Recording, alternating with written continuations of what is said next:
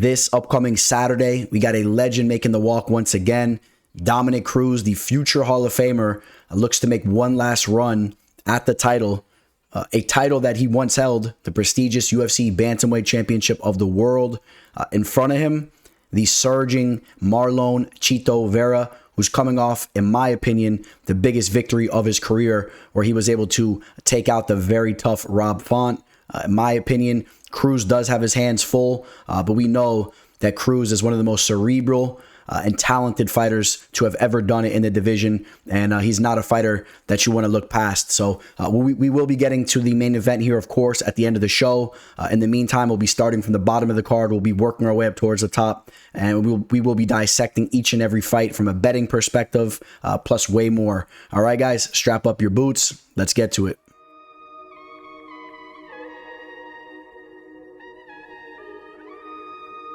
The teller.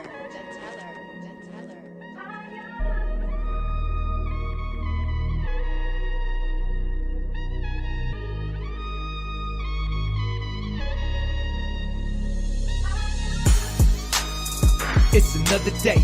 Left jab, right jab. This is MMA. Mixed martial arts, quick body parts, undefeated when I pick 'em. Who the champ, who the victim? Looking in my crystal ball, I predict the winner. Never stop fighting. If you lose, keep your chin up. Know how the game go. I'm a smart fella. Welcome to the show. This the MMA fortune teller.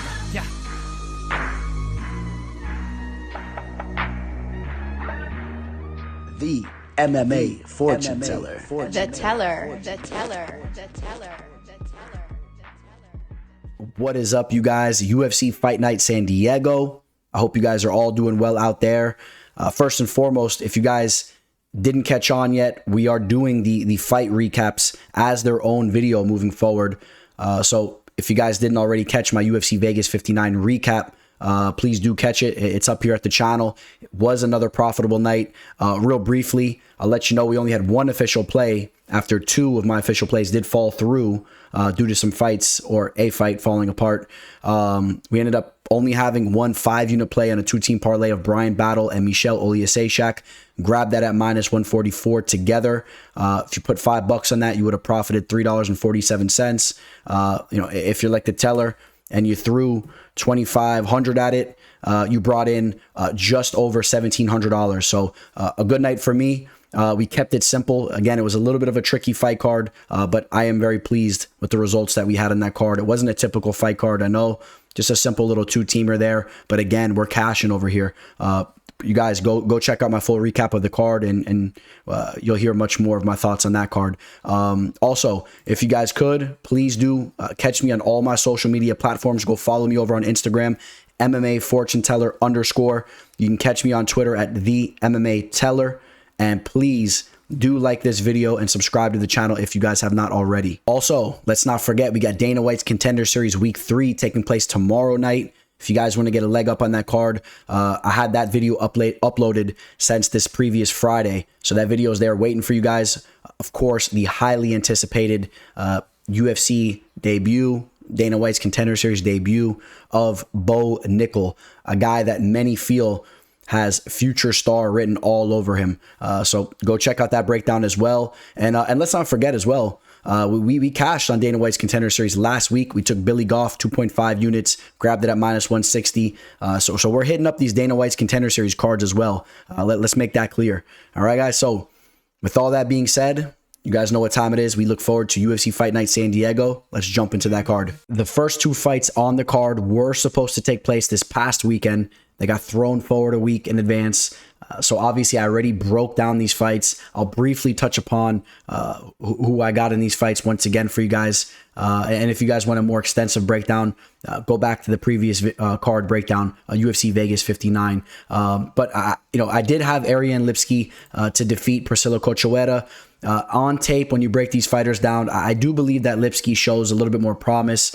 She's been putting in a lot of work over at American Top Team. She's younger. I still think that there's more room for evolution in her game. She's shown to have some different wrinkles in her game. We saw her pulling off a nice knee bar down on the mat, submitting her opponent. We've seen her on the feet, showcasing her Muay Thai skills, what she's known for. Priscilla Cachoeira, I think she gets a little bit of a bad rap based on the fact of how she entered the UFC. She really had a rough patch kicking her career off. Keep in mind, she did start things off fighting Valentina Shevchenko, one of the greatest female fighters of all time. And she did show some toughness in that fight. But she had a rocky road there for a while, and she since kind of straightened the ship.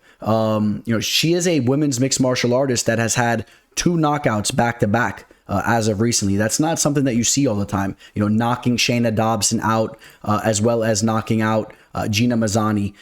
Then she did take that loss against Jillian Robertson, a talented grappler. She did get choked out in that fight, and then she bounced back with the victory against Ji Young Kim. I don't really think Cachoeira won that fight. It was a close one, kind of edged Kim there, but she showed some real toughness, and obviously the fight played out close. I think it was a good showing for herself. I think this fight has the makings to play out closely, which is why I'm not really crazy about taking Lipski as a 2-1 favorite, where you'll see her, right around a -200 on Bovada right now, with the comeback on Cachoeira at +160. I think that line is slightly off, although I do think that Lipski probably gets the job done. I think she'll be a little bit quicker to the punch with her striking. She'll be a little bit more clean with her striking in general. So I wouldn't be surprised if she wins the decision if it goes there, or if she showcases some of her grappling skills. I wouldn't be shocked there either. But Priscilla is tough. Not the most talented fighter, but she's a tough fighter that carries a little bit of power. So I would say the value's more so on Cachoeira. This is a fight that I would want to just sit back and see how it plays out and enjoy watching Lipski do her thing. Jason Witt taking on Josh Quinlan. This fight as well moved back a week.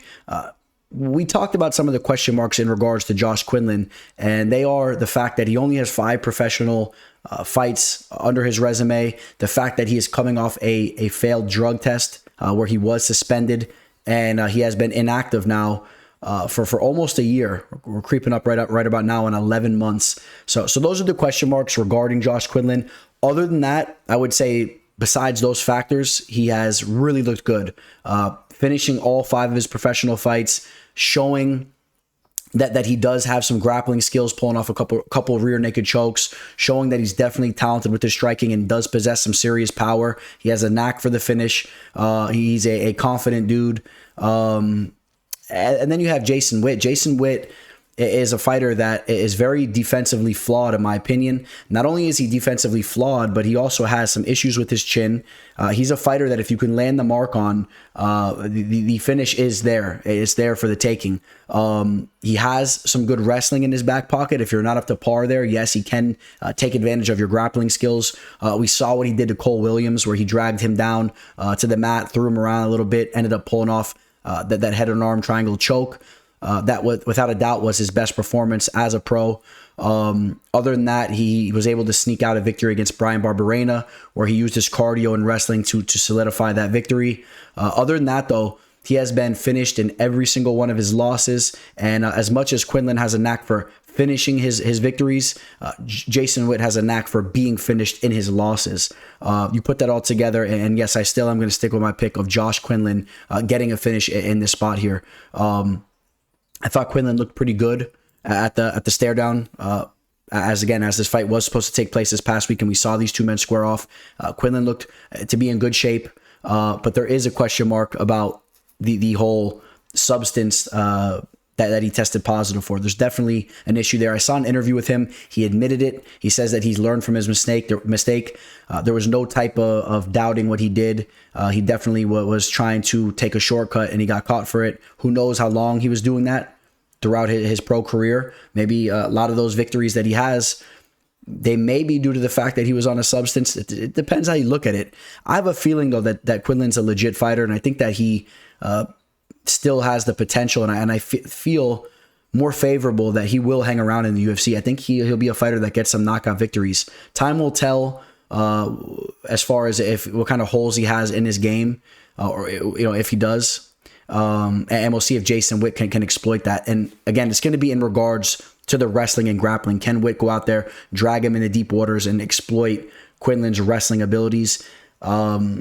There's not a lot of tape to show that Quinlan's a phenomenal wrestler or has great takedown defense and whatnot. But from the limited moments you've seen in some of the fight tape you can pull up, he seems to be up to par there, in my opinion. We'll see how the fight plays out. Again, I have Quinlan to get the finish in that fight. Now, from a betting standpoint, Josh Quinlan right now is right around a minus 260 with Jason Witt coming back with a plus 195. Obviously, this fight has had a lot of time to marinate. This line's been sitting around, and this is what the public feels the line should be. It's had plenty of time to sit around, like I said, and I think it's pretty stable. People feel that Quinlan gets the job done. People overall are not as worried about that failed drug test and the long layoff. And people are looking to fade Jason Witt here. If you're going to take this fight, you might want to mix Quinlan in with the parlay, or you potentially want to take him to get the finish. I mean, that's an option as well if you want a better line, because minus 260, it's a little high. It's a little high based on the fact there is some question marks, depending how you feel about that. We'll see if Quinlan gets that knockout there. We got the CFFC champion coming over to the UFC, Damon Blackshear, taking on Youssef Zalal.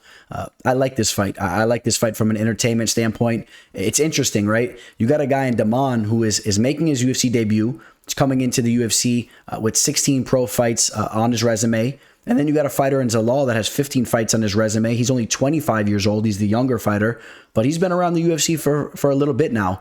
I find it interesting to see two talented fighters kind of coming into this fight from different routes. Zalal having time to marinate in the octagon while Blackshear has been doing his thing on the regional scene. Both fighters coming out of some big fight camps. We know that Blackshear has put in some time over at Jackson Wink, I do believe. And Youssef Zalal, of course, the Factory X product. A major point that we got to bring up is Youssef Zalal is dropping down in weight from the featherweight division down to the bantamweight division. He wasn't necessarily the biggest featherweight. And of course, he's ran into some turbulence as of recently. Lost 3 fights in a row. Lost to Ilia Topuria. We won't be too harsh on him about that. Lost to Sangwoo Choi, a talented striker, an underrated fighter in my opinion. And then just lost that split decision to Sean Woodson. So, a little bit of a tough patch in his career. Really needs a victory here. He's looking to shake things up, dropping down in weight. And I think that he has a tough test in front of him, because Blackshear, to me, is a solid fighter. Breaking down tape on him, I was pleasantly surprised watching some of his fights. And I actually seen some of his fights live as well. I've seen some of his CFFC fights. I'm familiar with him. And, he really does some wild things in the cage. There's one fight where he literally ran up through a flying knee. And as he hit his opponent, he flipped over his opponent's back and kind of pulled him down with him and ended up taking his back, which was one of the first times I've ever seen something like that. He is explosive. He is very, very fast with his striking. And you see him here working his kickboxing, and has the striking background to go along with some decent grappling skills as well. I think that he has plenty of potential to hang around in the UFC here. So this is a decently talented prospect coming into the octagon, in my opinion here. And then you have Youssef Zalal, who essentially still is a prospect in the game. 25 years old, about to be 26, but still very, very young in the game. And again, I got to point out the fact that he has that octagon experience. I really do like that for him in this spot here. He's fighting a guy that's potentially going to have some octagon jitters. You never know how fighters are going to perform in their debut. I will say this, though. At the end of the day, I need to see a little bit more from the Moroccan Devil. I need to see him step his game up a little bit. I need to see him really put a stamp on the fact that he is a UFC fighter. I know he's coming off 3 losses against decent competition, but he really needs to right the ship here. If you look into his victories inside the UFC, this is what I'm kind of questioning, right? If you look into his victories when he was really starting to get a lot of respect, and you saw the line next to his name starting to get very high, he was really going out there, taking out guys like Austin Lingo, Jordan Griffin, and Peter Barrett. And you guys know that's no shade against Slippery Pete and Jordan Griffin, 2 guys that I had the pleasure to have on my show and interview. But those are guys that weren't able to hang around in the UFC, right? Those are guys that are, trying to do their thing outside the UFC at that. And those were fights that all went to a decision, right?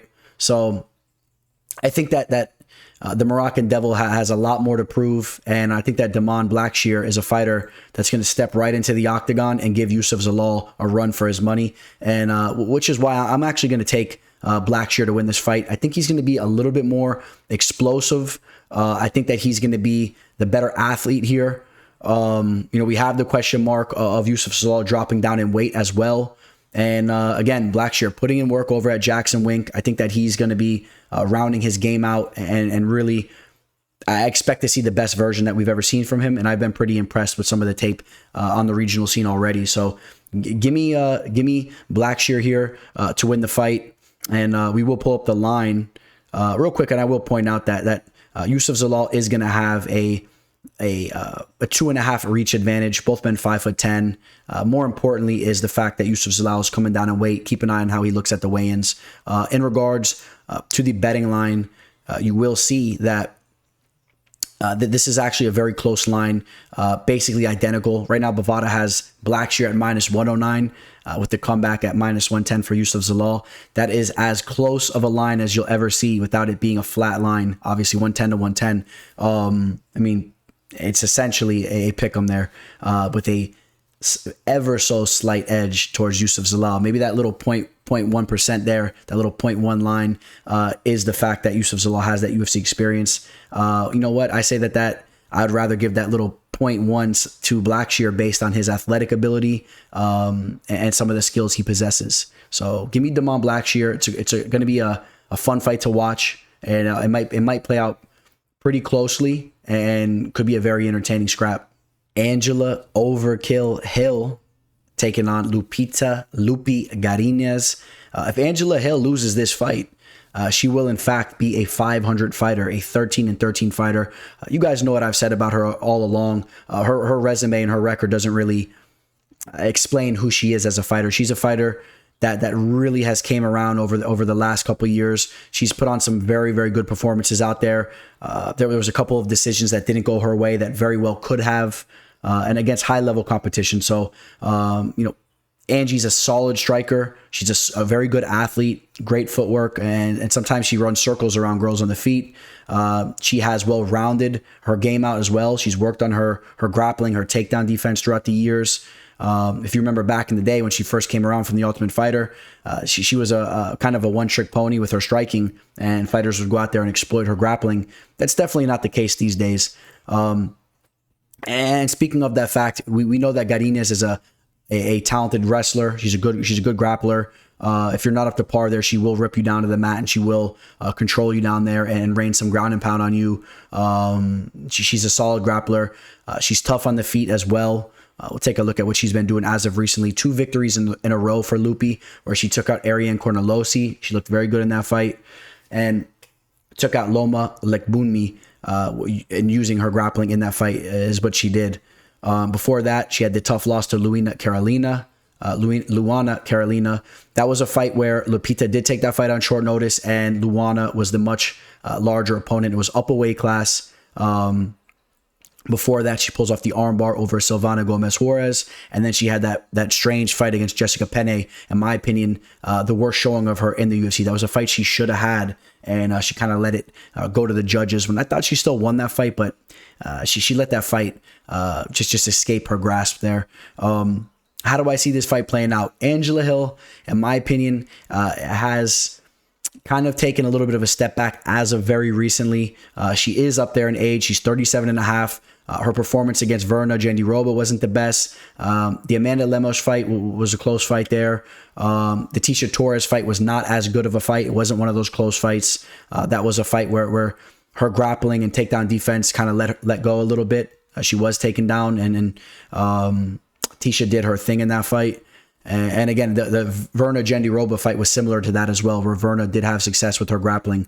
I think that Godinez has the makings to use her wrestling game here to score some points, to solidify some rounds. And I am edging Lupi to win this fight. Lupi really is impressive to me. I think that she's an impressive fighter. I was very familiar with her coming into the UFC, obviously coming over from LFA, the former LFA champion, going to war with Vanessa Demopoulos. She put on a real show in that fight. She's extremely tough. She'll go to deep waters with you. She'll be bloodied up and she'll be slinging it out with you on the feet, throwing bombs with her boxing. She could wrestle.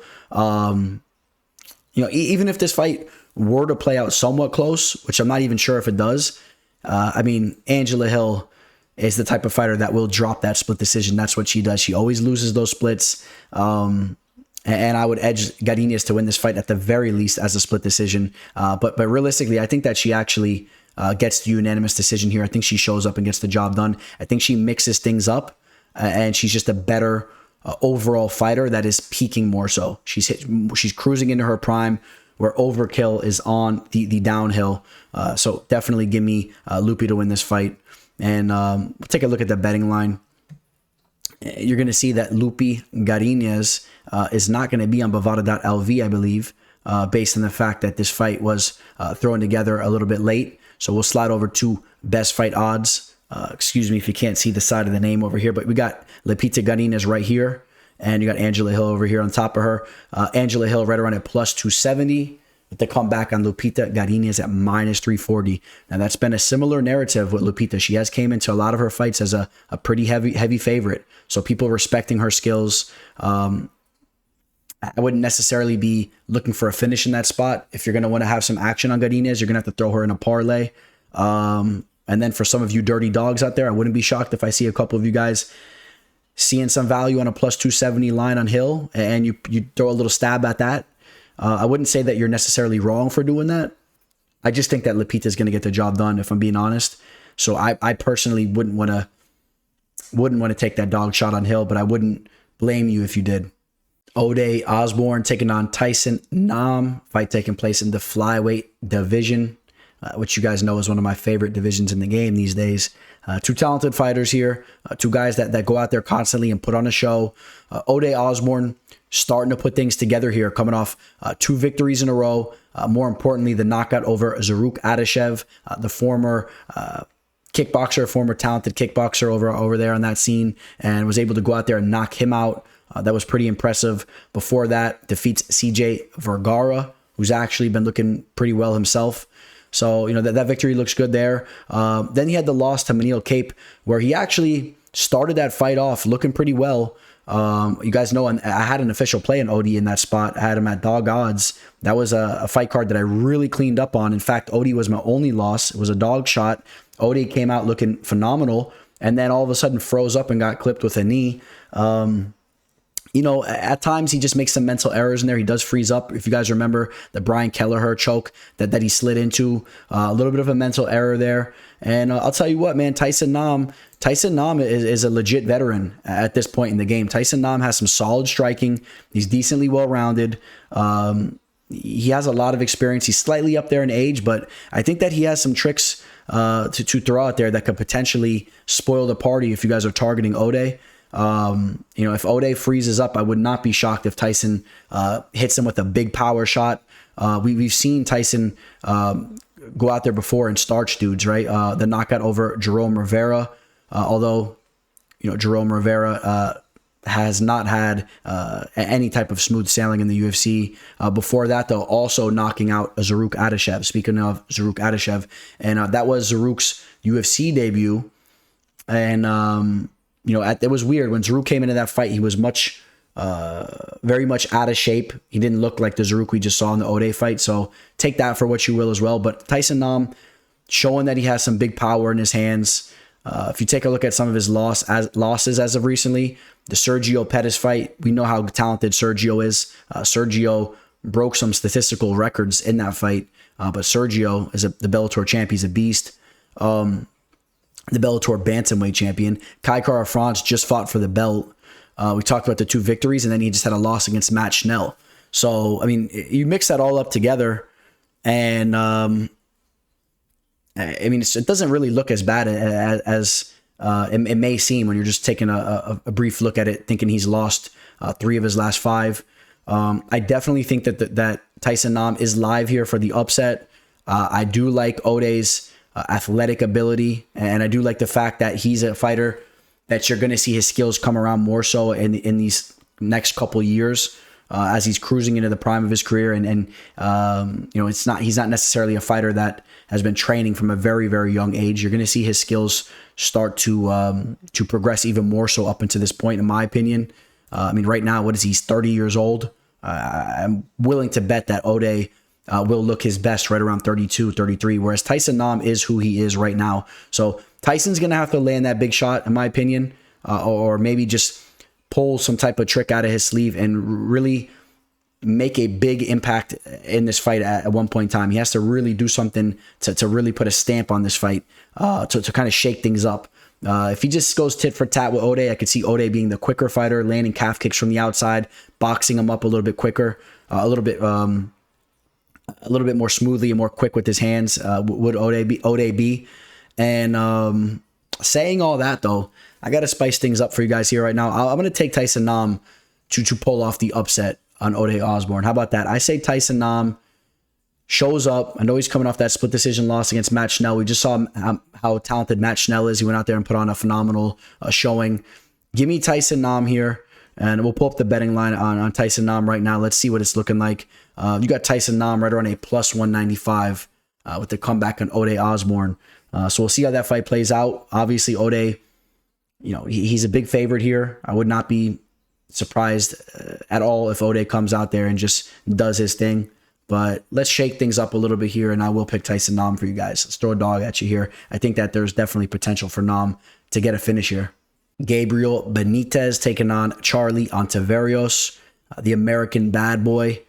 Charlie, he made his UFC debut taking that fight on short notice against Kevin Holland, where he was absolutely dismantled.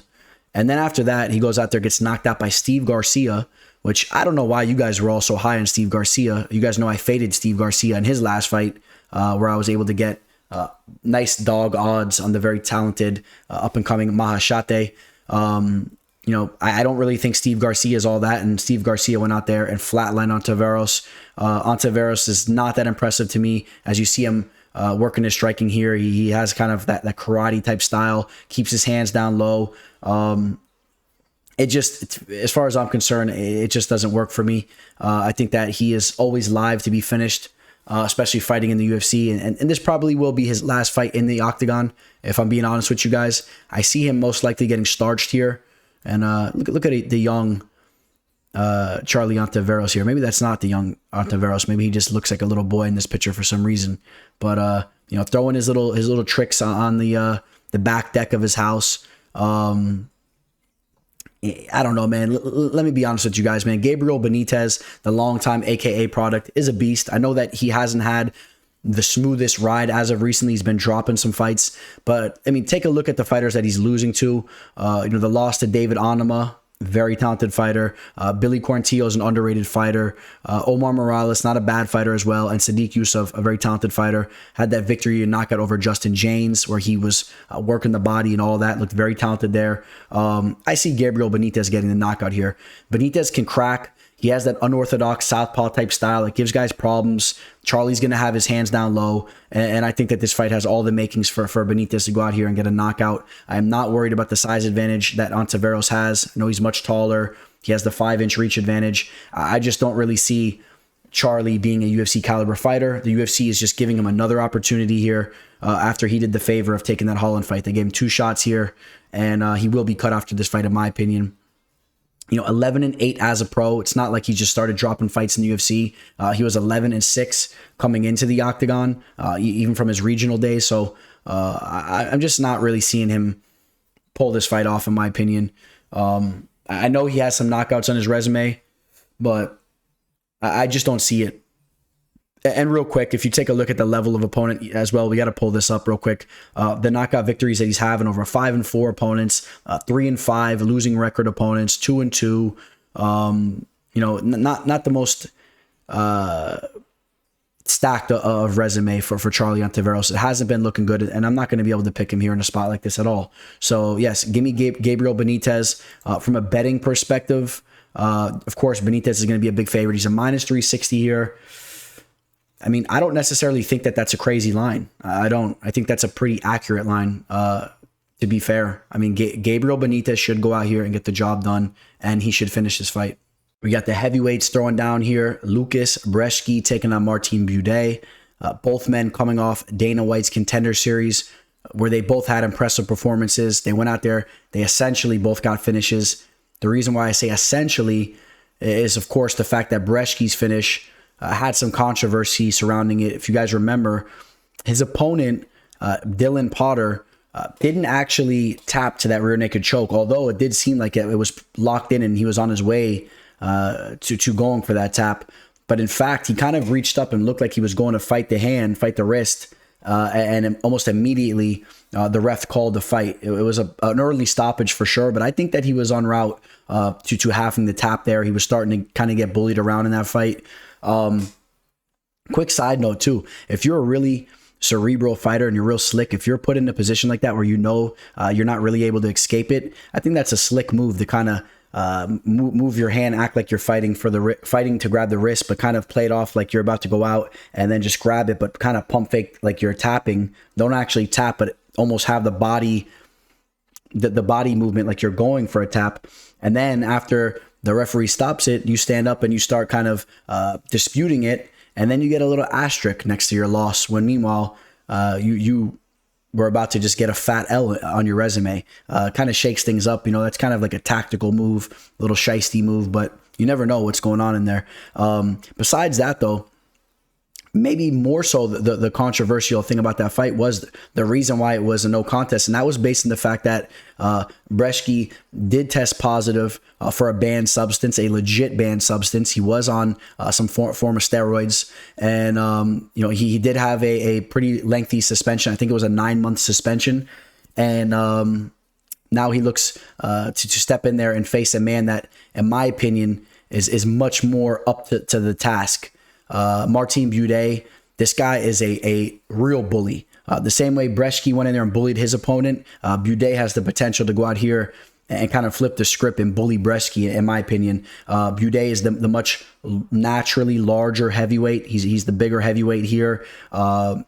Even more impressive is for his size, is the way he moves. He's a fluid striker. We saw him get that finish on the show where he was throwing knees in the clinch, throwing knees up to the head, swinging elbows after the knee, after he actually knocked out, excuse me here, what's his name here? Lorenzo Hood. How can I forget Lorenzo Hood? After he got that knockout on Lorenzo Hood, before Hood even collapsed and hit the mat, Buday was ripping an elbow across that just grazed the top of Hood's head, just missed him there.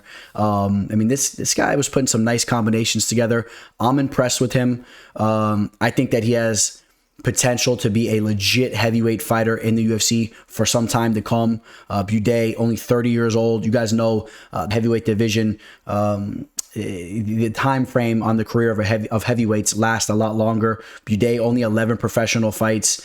Reminds me of a Ben Rothwell with more fluid and more technical striking. I think that he's a legit fighter.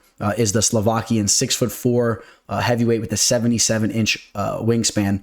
Brzeski's going to actually have a 78-inch wingspan, an inch longer. He's 6'4" as well. But again, as I said, Brzeski a little bit more trim, coming in more around 234 pounds, with Buday coming typically at the limit. We're talking about a 30-pound difference there. Buday can grapple as well. Take a look at what he's been doing before he even got the opportunity with the UFC. He's going out there knocking opponents out, pulling off Kimuras, all types of stuff. And you know, both men have been pretty impressive. I'm excited for this fight. I definitely edged Buday. I've just been more impressed with what I've seen from Buday, not just on the show, but even just if you run back his resume as a pro. To me, he just looks to be slightly more promising, and I'm not necessarily crazy about the fact that Brzeski had that failed drug test, right? He's coming off the layoff from the suspension and all that. And in the meantime, Buday went in there and just snagged a nice victory over Chris Barnett. You know, he has that official UFC victory under his belt. I think that Buday will be the more smooth striker here on the feet, and I think that Buday's size should give him an advantage in the grappling the grappling aspect as well. When these guys lock horns and they clinch up, Buday will have his weight to lean on Brzeski. Give me Martin Buday to win the fight. Now, from a betting perspective, I'm not necessarily crazy about where this line is in regards to the Buday side of things. He's as high as a minus 265 favorite here with the comeback on Brzeski right around that plus 210 mark.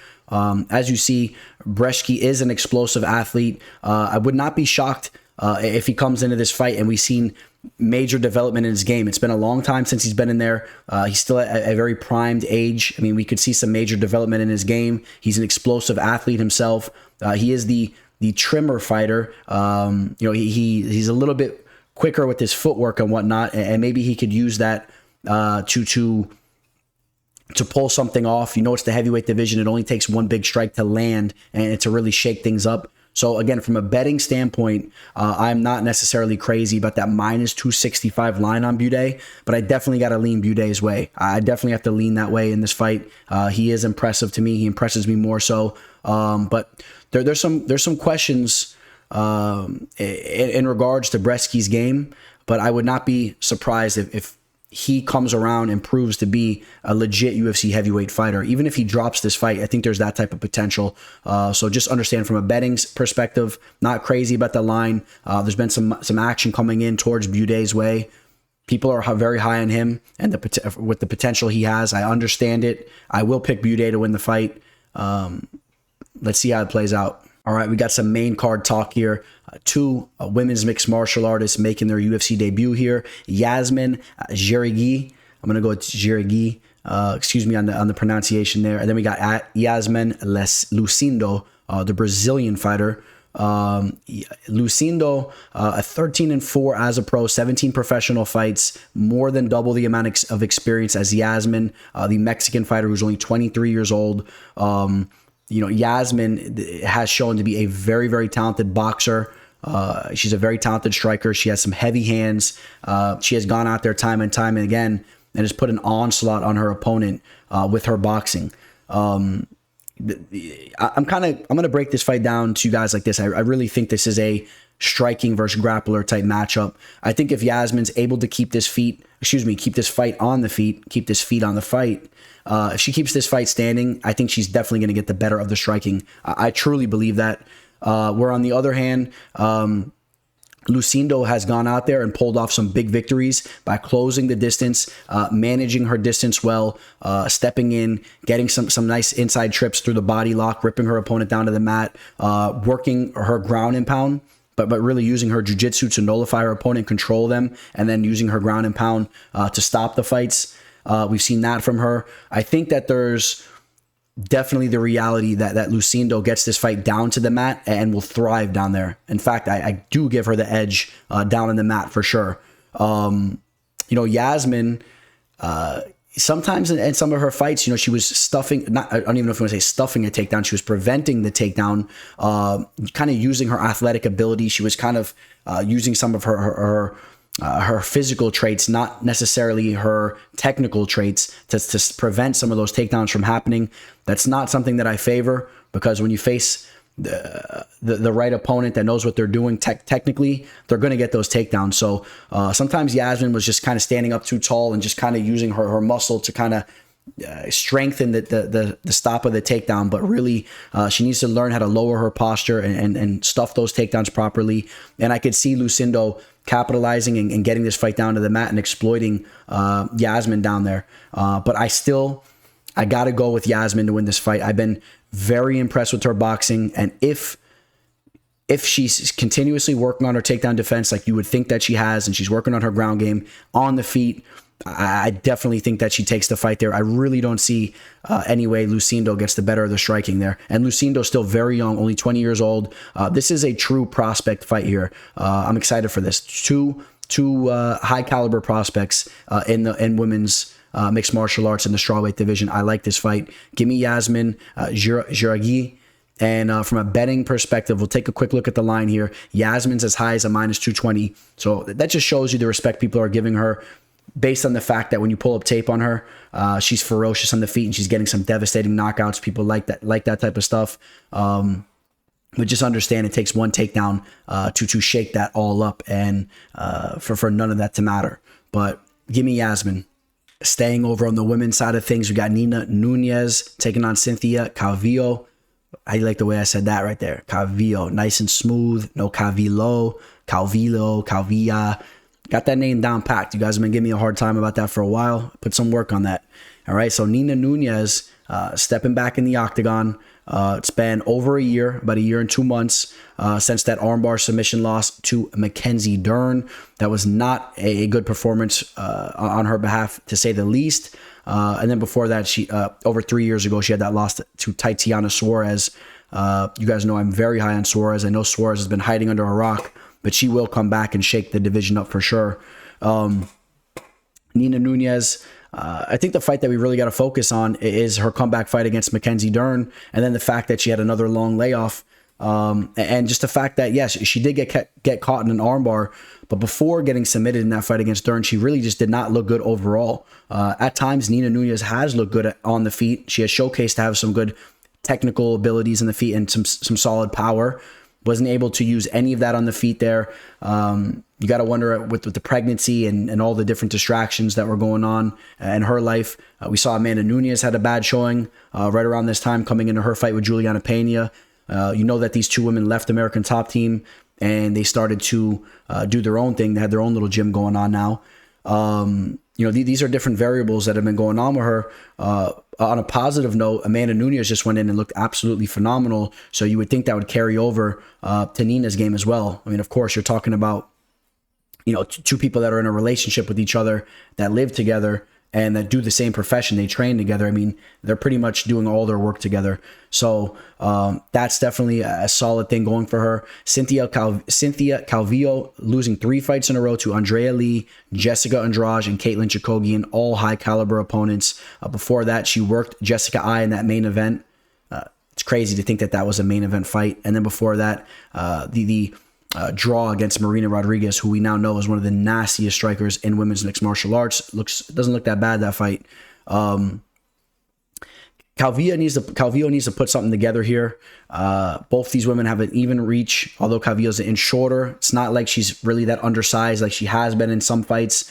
Calvillo, if she comes in good shape here and she's motivated, I think that Calvillo is going to get the better of the boxing exchanges. I've always been a decent fan of her hands. I really like the performance that she showcased against Jessica I.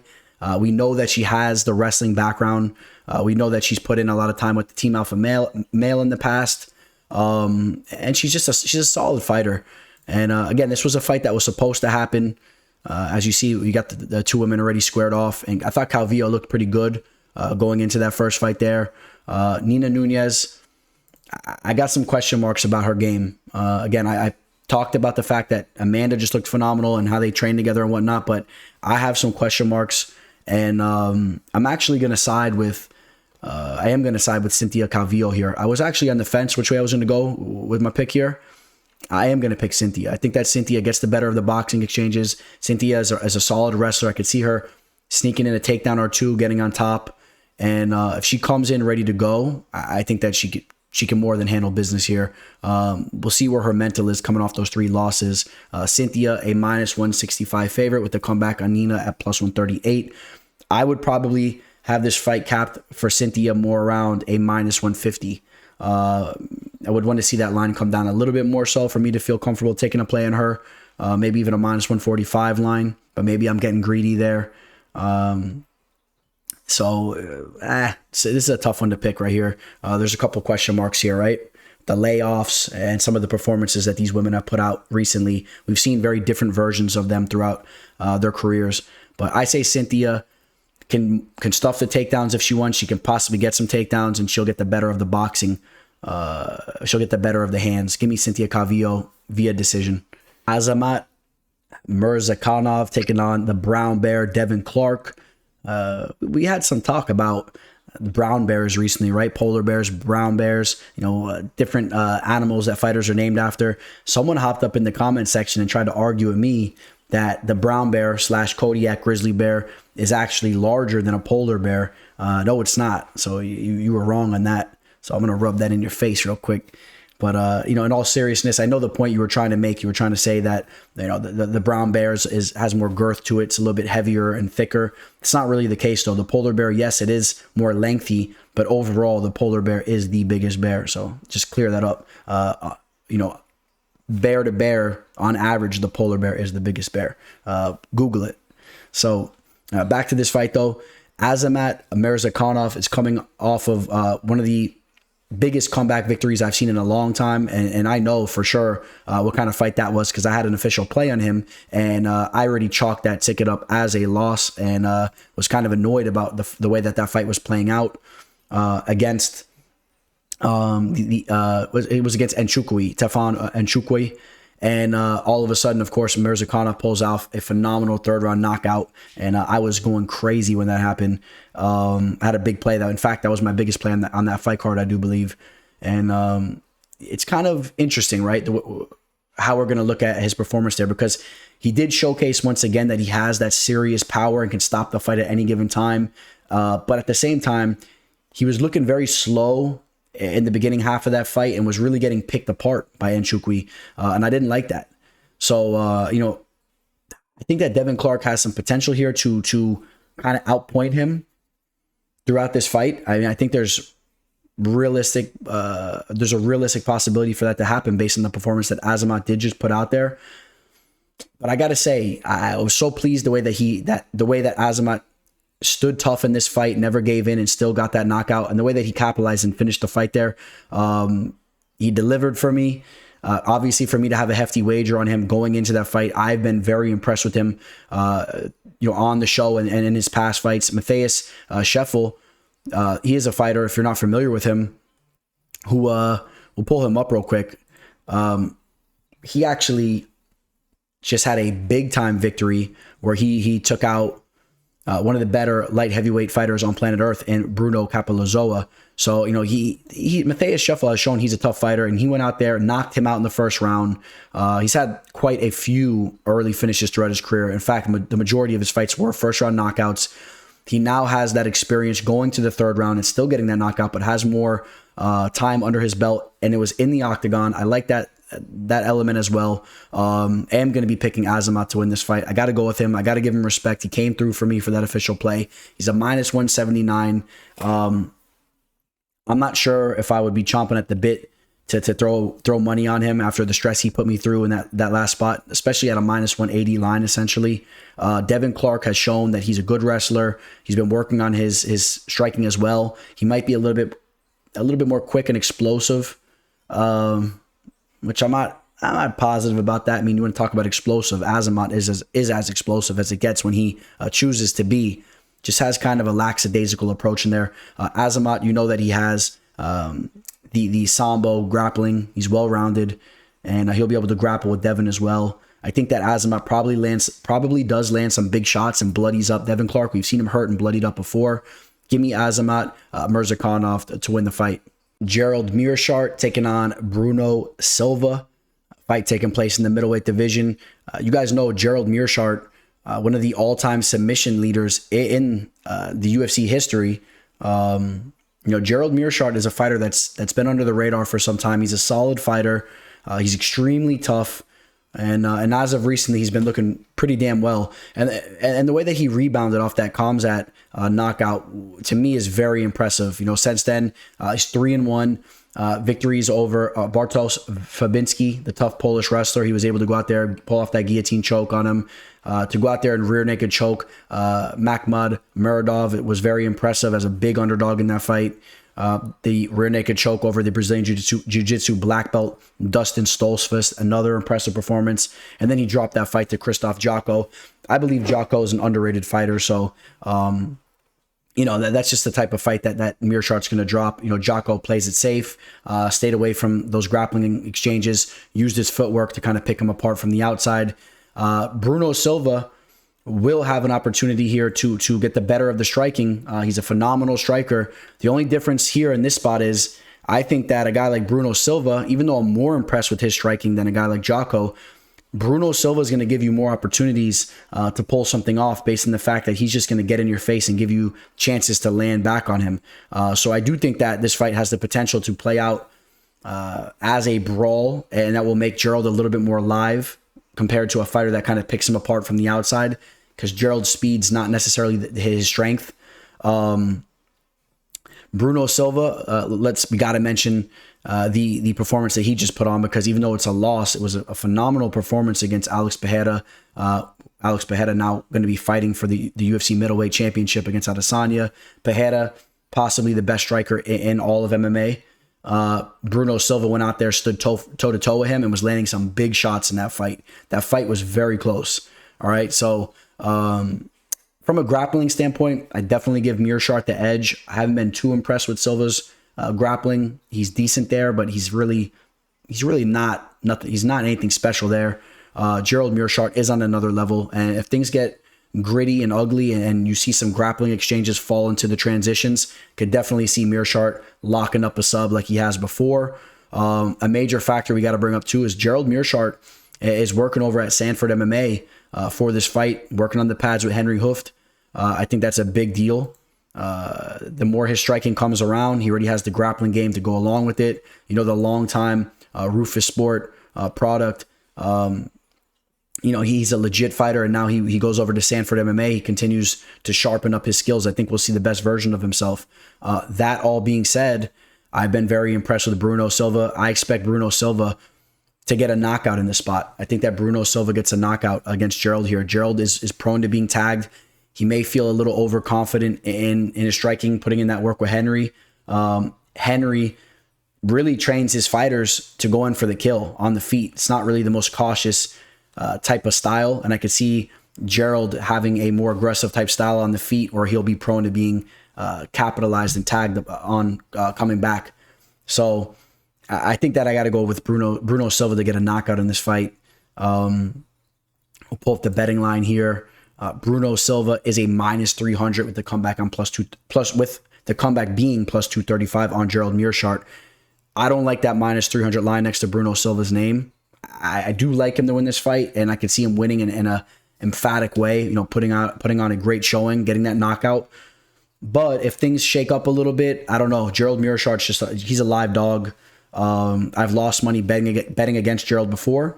Obviously, the Muradov fight was not a good play. On paper, I thought that was easy money, but Gerald has shown that he can be crafty at times, and maybe Gerald hangs around enough. Things get ugly, fight goes down to the mat, and we see a guillotine choke or a rear naked choke for Gerald Mearshart. Or maybe even Gerald hurts Bruno on the feet as well when they're slugging it out. A little less likely, but definitely not out of the realm of a possibility. But give me Bruno Silva via knockout. David Onawa taking on Nate Landwehr. Both men making some noise as of recently. Of course, Nate had that big victory over Ludovic Klein. Was able to pull off that anaconda choke.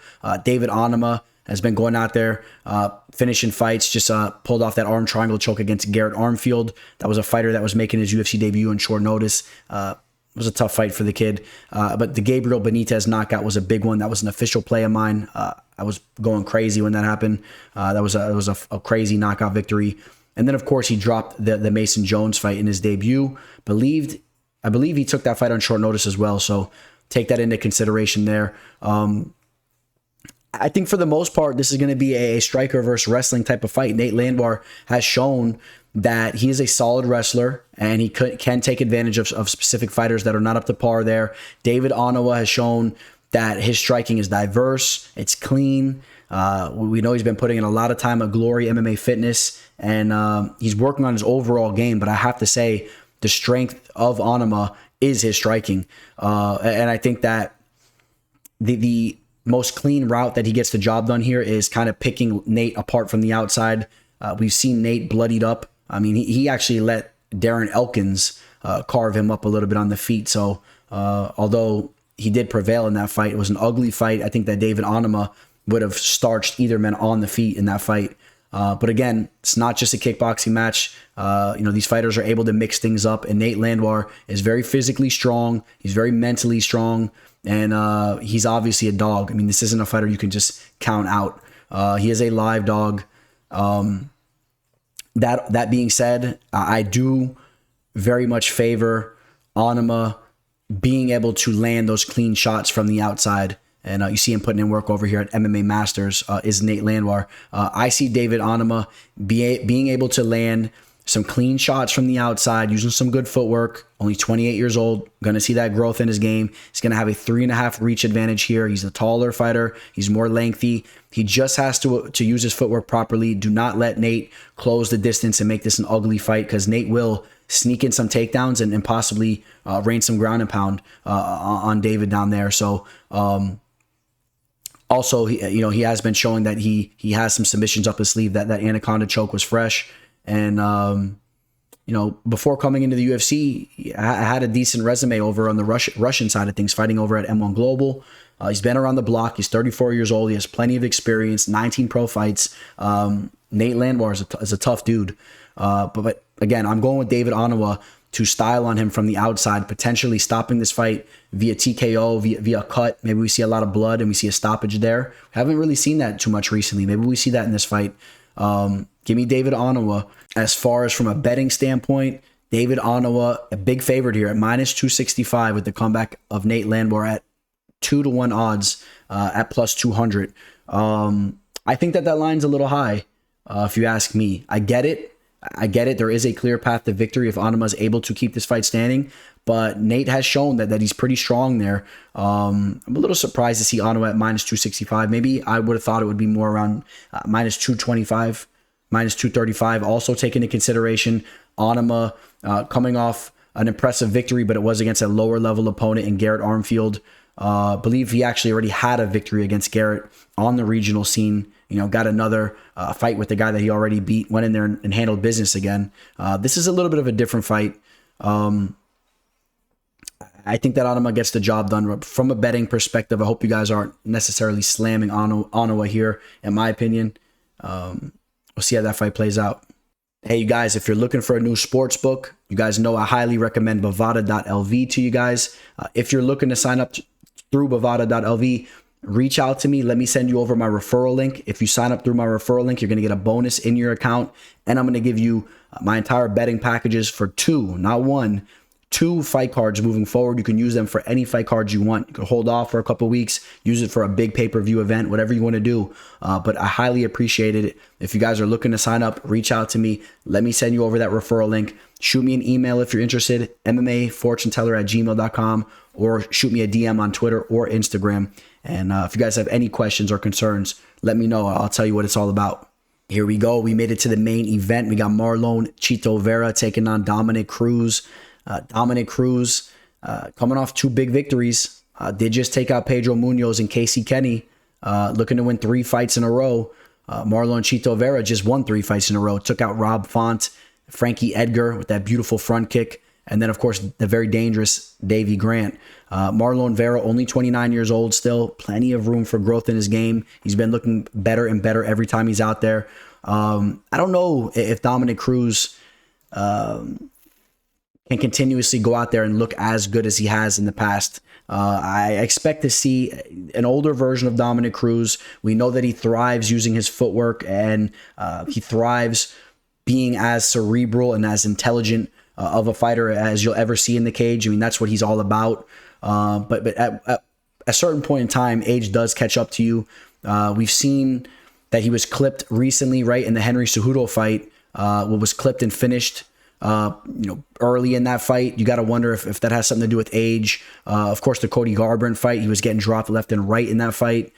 We can't forget about those 2 losses, even though he bounced back with 2 victories. I still very much believe that if Vera hits him with a solid shot, I expect to see Cruz falling down to the canvas, kind of staggering and kind of looking to grasp his wits. We even saw a little bit of that in some of these fights, right? It just looked like he was a little bit more vulnerable in there, and that has to be due to age. So Dominick Cruz's chin will play a major factor in this fight. If it's able to hold up and take some shots, I think that greatly increases the chance that he can win the decision out here. Marlon Vera is a guy that really looks for those big shots, those big impactful shots. If you remember his fight with Rob Font was landing statistical records on Marlon Chito Vera's face. But then Vera would just land that big shot towards the end of each round, drop him, get on top of him, and some of the damage that he was doing to Font. I think if it was a lot of other fighters, the fight is getting finished there. Rob Font is just extremely tough. But the point we're making here is that Chito Vera is going to look for that big shot. We've seen him do it before. We've seen him be very patient. He'll lose a round or two while he cruises to look for that big knockout finish. We saw it in the Frankie Edgar fight. I gotta lean towards the way that Chito Vera lands a big shot in this fight and really hurts Cruz. I know that Cruz has beautiful head movement and great footwork, but he keeps his hands low at times. And I think that Chito Vera is just starting to surge as a fighter. He's really becoming the best version of himself here. Very shortly, we're going to see the best version of him. And Dominick Cruz is definitely not as good of a fighter as he even once was. Even with the knowledge that he has now, his age has dropped him down a little bit, and he's not even as good of a fighter as he once was. I am going to be taking Marlon Vera to get the job done. I think that he hurts Cruz bad in this fight. I'm going to go with Marlon Vera via knockout. That being said, I still have a great deal of respect for Dominick Cruz, and I would not be shocked if he's able to play it safe here, use his footwork and his head movement, and he goes out there and takes 3 rounds, maybe steals the decision. Wouldn't be shocked. He's as professional and he's as smart as it gets. I'm sure that he's working on a solid game plan to get the job done there.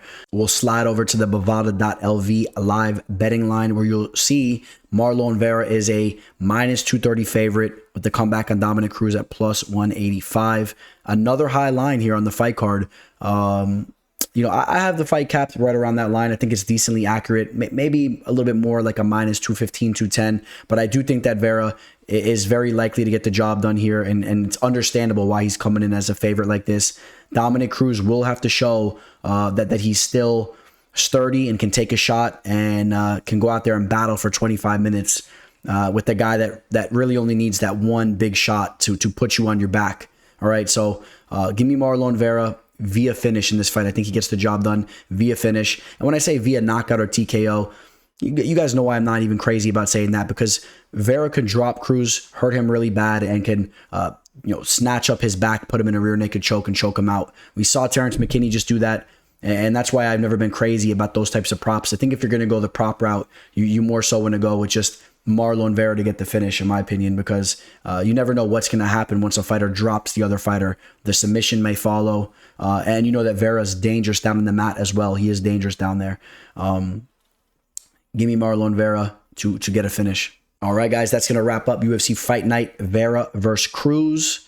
You guys hit up the comment section below. Let me know which way you guys are going in regards to this fight card. Where's your leans? What plays are you guys targeting? Where do you see value? Comment below. Let me know what you guys think. As we sign out here, got to let you guys know I appreciate all you guys more than you'll ever know. In fact, that's going to be my closing thoughts here. Want to show love to every single one of you guys that watched this video all the way to the end. Really, really appreciate you guys. Hit that like button on your way out. If you guys have any recommendations for the channel, any type of insight that you guys have, you guys know that you're all family. You guys that are here all the time, commenting and always reaching out to me, you guys know you guys are part of the team here. So if you guys have any recommendations to the channel, of course, I'm always all ears. I appreciate all your guys' insight. And with your guys' help, we're going to blow this channel up. We got some big things coming up on the horizon. I appreciate you guys. All right. On that note, signing out. Teller. Welcome to the show. This the MMA fortune teller. Yeah.